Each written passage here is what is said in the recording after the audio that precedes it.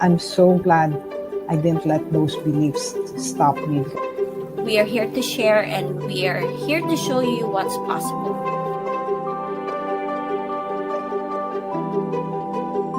If I If I don't increase my show up, income, I someone don't get else paid, sets and my that's just time how it off. is.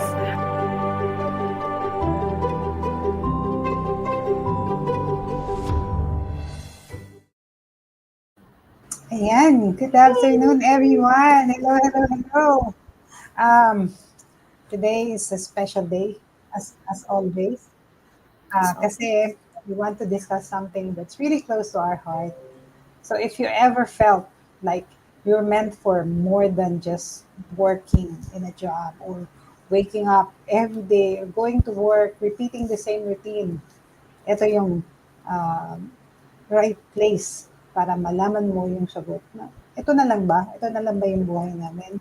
So today, me and Mel, will be talking about something that's really close to our heart. Mel, lagay mo nga yung ating yan na pala. From paycheck to purpose, how ordinary people like Mel and Mel build extraordinary online businesses. So today, um, it's not just about money, although syempre maganda rin yung may money or income, pero we'll talk about purpose, freedom, and finally doing something that feels really meaningful.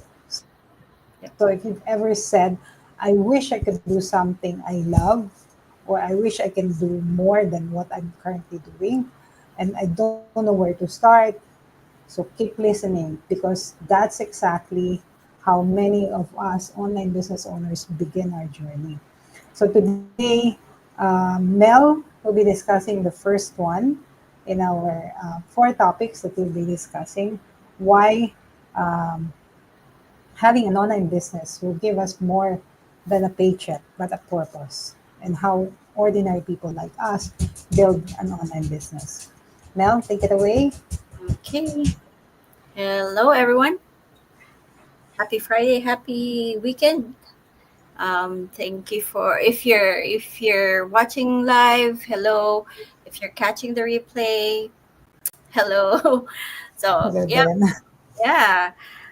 So the first one, the pain that pushes, the purpose that pulls. Okay, let me do this. There you go. Good title. Yep. Okay. So let's start here.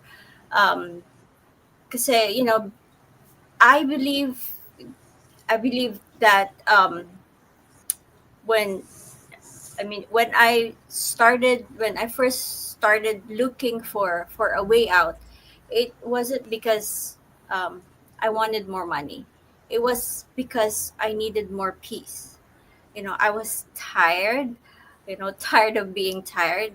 'Di ba? Parang nakakapagod Mm, yung laging pagod. Tired of feeling yeah. like I was just surviving, long shifts, long working hours, back to back responsibilities, and guilt every time I missed a school event or every time I say no to family, like quality family time.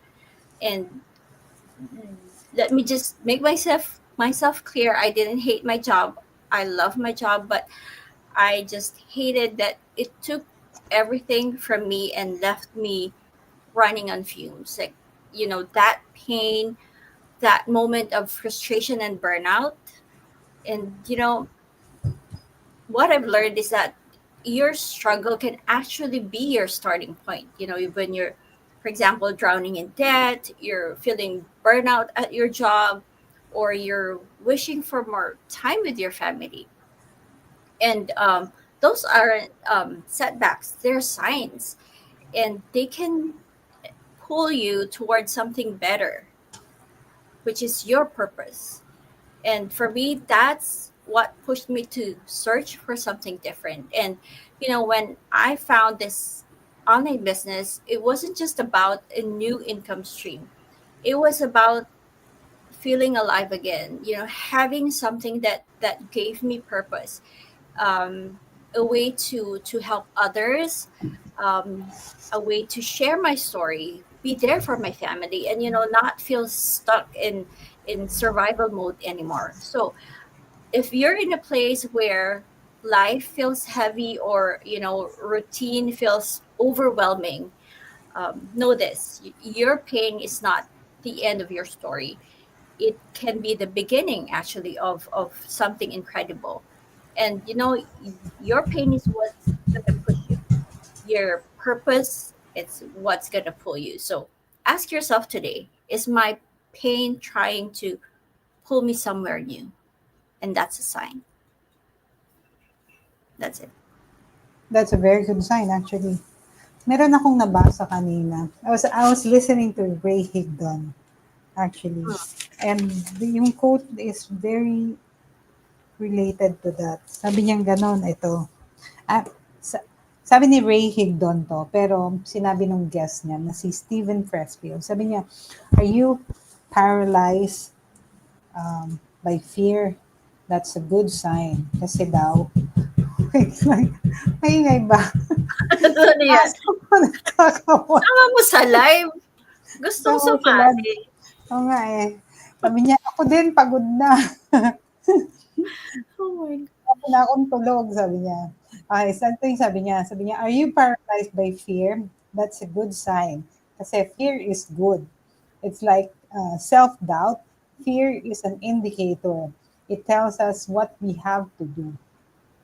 Remember that the more scared we are of a work or calling, the more sure we can be that what we have to do.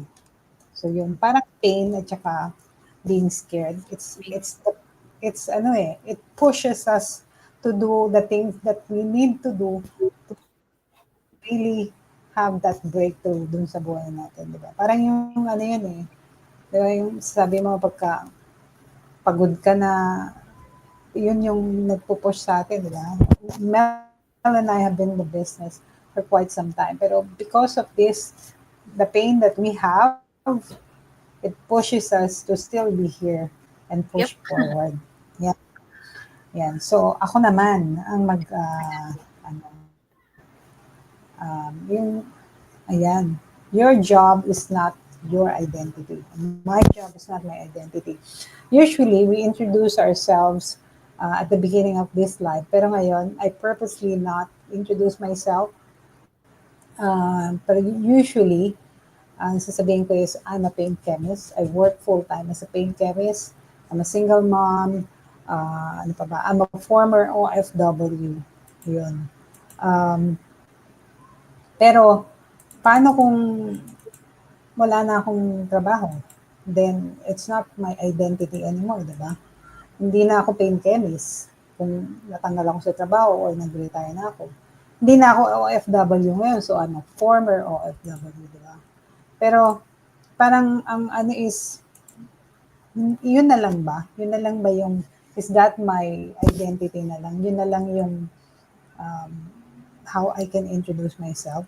Mhm. Of course, I'm happy to be a chemist and to be an OFW. Pero somewhere along the way, I wonder, yung minsan 'di ba yung when the job feels heavy or ang daming ginagawa sa trabaho or may mga office politics pa or when we are exhausted or when we question yung worth natin, suddenly everything felt like ano, parang everything is crumbling because I have tied my value to my role. Diba? Paano kung if I lose my job? So, ito yung, I'm going to share with you like what I've learned the hard way. My job is not my identity. So ikaw din, your job is not your identity. Your worth is not defined by your title or by your paycheck or how much you earn or how much your income is. Diba? So the moment I started exploring who I am beyond my job as a chemist, things have changed. Kasi my identity is not supposed to be tied to my title. So who am I? Dun sa core values ko, my faith, my resilience, my kindness, yun yung identity ko. Another identity, nating lahat, nating mga babae, o nating lahat ng mga tao, is the roles that we choose with love, like being a mom or a grandma, which I really, really like, a sister, a mentor, a friend, now an online business owner. It's a title that I choose, not because I have to, but because I want to, and I love being those titles. So another identity natin is yung our lived experiences, yung strength na we built, like raising our children. Like I raised three children, and Mel has her own children. She's raising two young kids. Tapos she's raising it in Hawaii, a foreign country, di ba? Ako, I raised mine in Indonesia. So the courage it took for me and the Mel to work overseas. Mel worked in Saudi. Was it Saudi, Mel? Yeah, Saudi. I worked in Indonesia, and the sacrifices that we did for our family. I'm sure yung people who will be watching it later have the similar experiences. So another one of our identity is yung our dreams, not just the ones na tapos na natin o nagawa na natin, but the ones that we're still waiting in our heart. I mean, like ako, I have so much, so much dreams, and it doesn't end dahil may edad na, or we're stuck in a job, and we're like, we need the job to provide for our families, diba? So another one is our identity is yung character natin. The way we keep going, even when life is unfair, even when people are unfair. It's also the compassion that we show to others, the hope that we carry, and the generosity na we give to other people. Especially, diba, pagka OFW ka, we tend to be more generous. People wants us to be more generous. And another one, last one, is yung our growth. This is one of our identity too. The one when who we are becoming, and not because you want to ask permission, but you give yourself permission to live on your own terms. So my identity is not a chemist or an employee or a mom, but it sounds more like this. So I really crafted it. And when natapos ko nang gawin tong um, one sentence lang, it truly is empowering. So I encourage you to make yourself as well a one sentence or maybe one paragraph to really identify your, to really focus on what your identity is. So I think sa akin, I am a woman of strength and heart who's choosing to rewrite her story, to live fully, to love deeply, and to inspire others to rise with me. Or, meron pa isa, dalawa yan, pero almost similar. Pero ito yung, I feel like more relatable. I am a mom who gave everything for her children, and now I'm reclaiming the part of me that still wants to grow, to explore, and to give to the world a new way. So yun yung um, my identity na, hindi lang basta I'm a worker or I'm a mom, di ba? Kasi those things will pass. Pero ito, my message to you is you're allowed to build a life that reflects your passion and purpose. And you're not too late. We're not too old to start something new. Kasi our next chapter is waiting, and it doesn't come with an clock in time. So yun. And I hope you learn something from that. Ayan. So si Mel naman, number 3 topic that we'll be discussing from paycheck to purpose. Uh, this one. Again, Yay. starting Starting with with zero. zero. The Oh, power of grit over time. Oh, okay. So let's talk about something that holds so many people back. I want to start, but I don't have the money. I hear this all the time, and I used to believe it too. But here's the truth: you do not need a lot of money to start a business. You need belief, you need hunger, you need consistency. And when I got started, I didn't have thousands sitting in the bank. I had fear. That's normal. I had doubts, but I also had grit.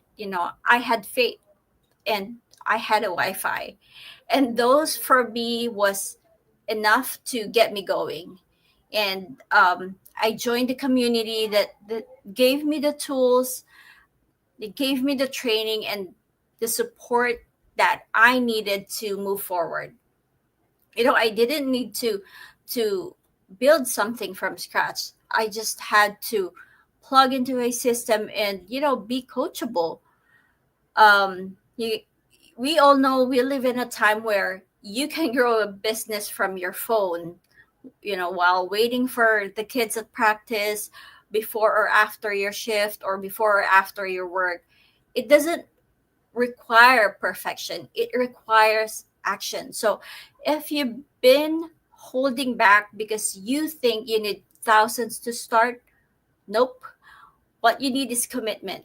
And let me say this clearly: you already have what you need to begin.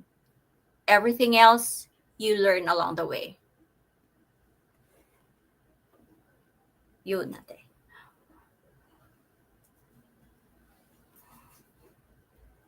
Are you muted natin? Yeah. There. Naka, Naka-mute pala ako. Pero on point yung mga pointers doon, Mel. Ay, hindi talaga kailangan, di ba? Mm-mm. Like, I always tell this to my, I have a niece and a nephew here living with me. And wala na silang parents. So, lagi kong sinasabi sa kanila,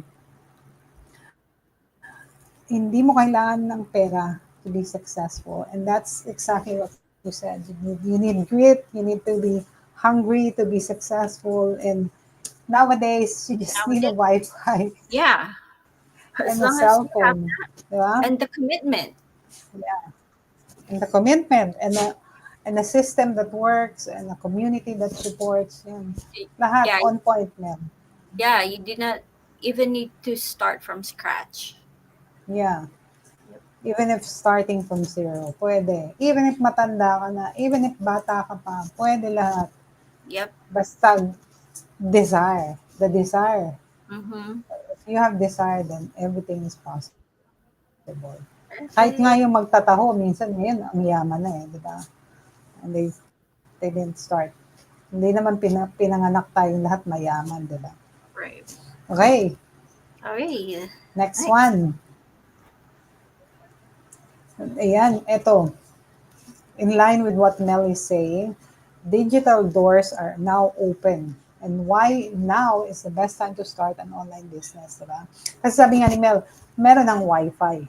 And ito, digital doors are open. Di ba? Kasi ngayon, kahit sino dyan sa TikTok, kumikita na. Kahit, meron nga isa. Tawan-tawa ako dun sa story na yon. Um, Nag-aalaga siya ng baboy. Tapos nag-online affiliate siya. Um, Maitim yung kilikili niya. So nagpapahid siya ng deodorant. Tapos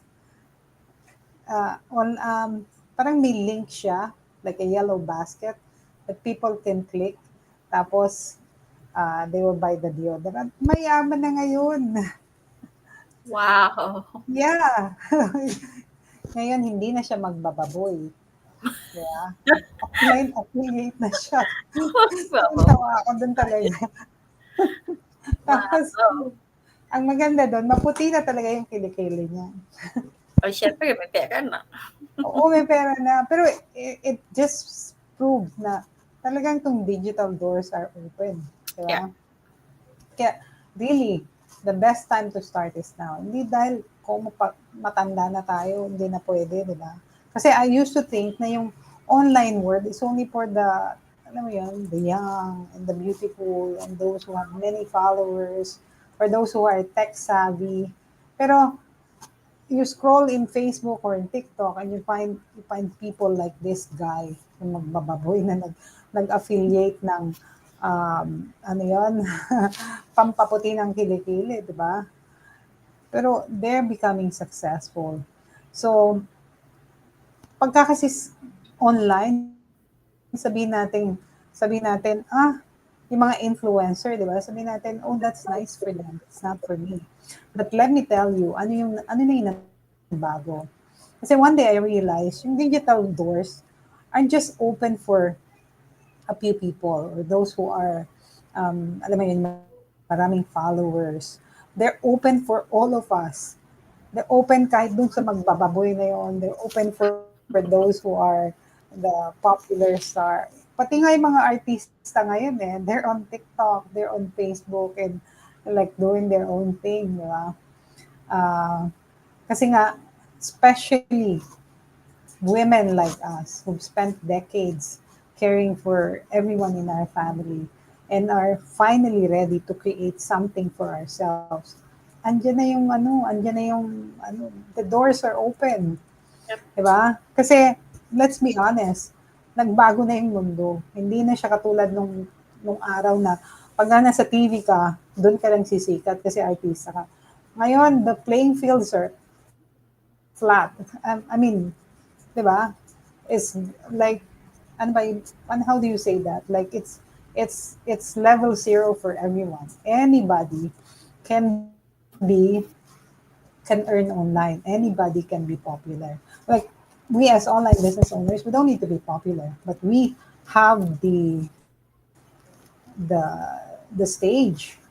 We don't need to wait for someday anymore. We don't need to clock in to ask permission. We just need our phone and a Wi-Fi and a lot of courage to show up, to share what we love, and to start building a business that's aligned with our values. That's what Mel and I are doing here. And the best part, you don't need to be perfect.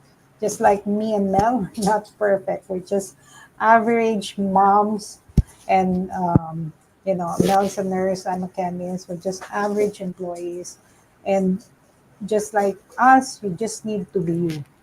And the right people who will resonate with you. A lot of people will not like you, but a lot of people will as well. And right now, yes, today is the perfect time to start because the digital world is not slowing down. There are more people are shopping online. There are more people learning online and connecting online than ever before. So why not plant your flag now? Like itayo mo na yung bandila mo, iwatawat mo doon sa online, di ba? Why not open your own digital doors and say, I'm here and I have something to offer. Kasi we're not too late, you're just right in time. And if you're waiting for a sign, if you're waiting for a sign, eto na yan. So I will encourage you, Mel and I encourage you to take that first step because the doors are open. You just need to walk through it. Ayan, Doors are that's it. open. Just need to walk Yeah, through it. Yep.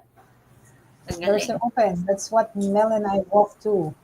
Walk through it. And, diba, we're inside na. We're inside the door. Mm-hmm. So, kaya na lang. Anything more to add, Mel? I think that's it, ate. Like message. Last message? How many do this? Wait, wait, what did I do? Ayun. Um, ano ba message ko? So to those who are watching or who will be watching the replay, maybe you're sitting there thinking, this sounded like me, or I've been waiting to start something new, or I wanted to create a life that feels more free, more present, more aligned. And if that's you, we want to me and Atima wanted to invite you to check out the exact same info session, that changed the course of our lives. Can connect with us, and then we'll send over the information. No pressure, just information you deserve to explore. And Yeah. let me end this with a reminder: you do not have to be special, you just have to be willing. And you do not even have to do this alone. You just have to say yes. We are just an ordinary people who chose to believe in something more. And if we can do this, you can too. And let's go from paycheck to purpose together. Yeah. Yeah. In line with what Mel is saying, you don't need to be famous. You don't need to be rich or to be a tech genius to start this business. You just need your strong why and a willingness to learn and a little belief in yourself. Kasi we've spent years trading off time for that paycheck. And if you're wondering if there's more to life, there is. There Your is. purpose is calling you. Sabi niya, come to online business. And kasi building an online business might just be the path that leads you to where your dreams are. So thank you for hanging out with Melanie today. And we'll see you again next week. So if this message spoke to you, send us a message and we'll be more than happy to assist you. Start your own online business. Bye. Bye. Happy weekend. Happy weekend.